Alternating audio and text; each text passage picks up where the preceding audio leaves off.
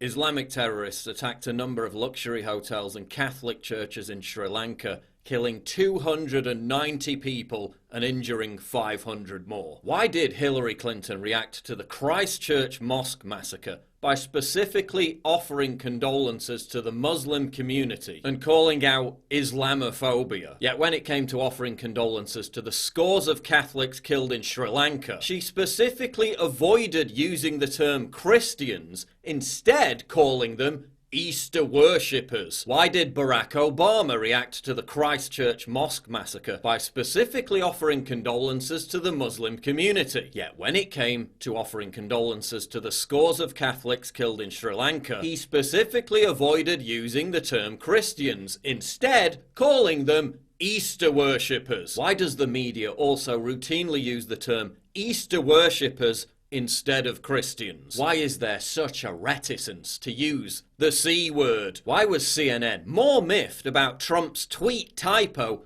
than Obama and Hillary refusing to use the word Christians?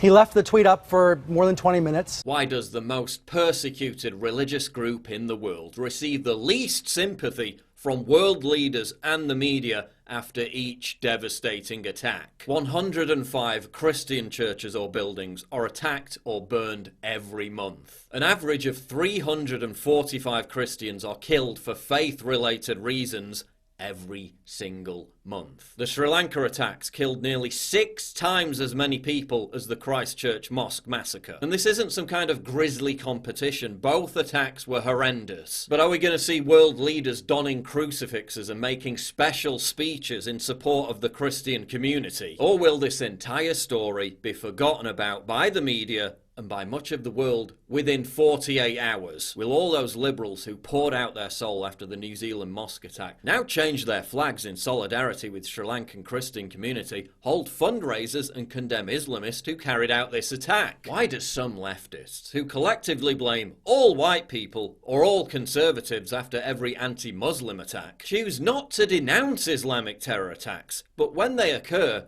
to blame the victims? This left-wing journalist responded to a barbaric Islamic terror attack which targeted Christians by blaming Christian missionaries. Have we now reached the stage where the fault lies not with the Islamic terrorist who blew himself up, but with the people who may have offended him? In what kind of messed up clown world does that kind of rhetoric make any sense? Why did CBS News report the perpetrators as religious extremists and not Muslim extremists? Why did it take the media over a day to report the patently obvious that this was an Islamic terror attack? Why did the Sri Lankan government demand that its people not even ask who was behind the attacks? Do they not deserve to know? Why does the Western media routinely hype the threat posed by right-wing extremism, yet routinely downplay the threat posed by Islamic extremism, when the threat posed by Islamic extremism is clearly far greater? One of the alleged suicide bombers in Sri Lanka has been identified as Islamic extremist Zaran Hashim. He previously posted a video in which he stated that, quote,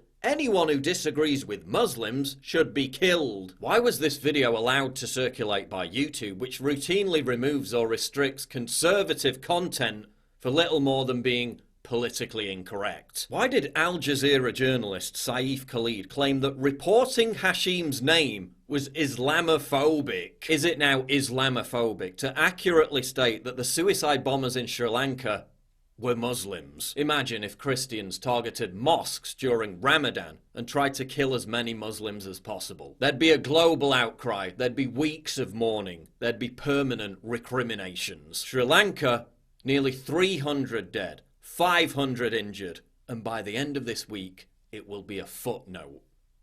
Why?